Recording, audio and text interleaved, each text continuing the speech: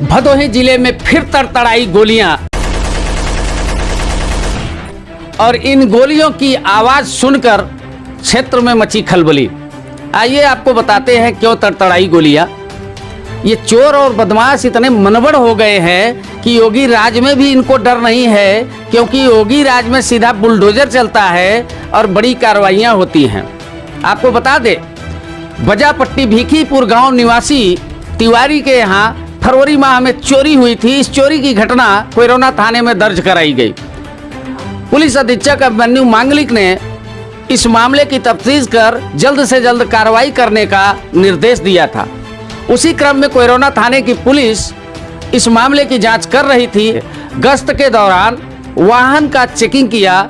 Checking में यह चोर लोग बैठे थे, सरगना समेत चोर बैठे थे भैया। इन चोरों को गिरफ्तार करने की दिशा में जैसे ही कदम आगे बढ़ाया तो भैया फायरिंग शुरू हो गया और उस फायरिंग में पुलिस ने जवाबी फायरिंग में सरगना के पैर में गोली मारी और वह घायल हो गया। और जब वो घायल हुआ तो उसके और 3 गुर्गे थे, वो भी शांत हो खड़े हो गए और पुलिस ने तड़ताड़ के इन लोगों को दबोच लिया।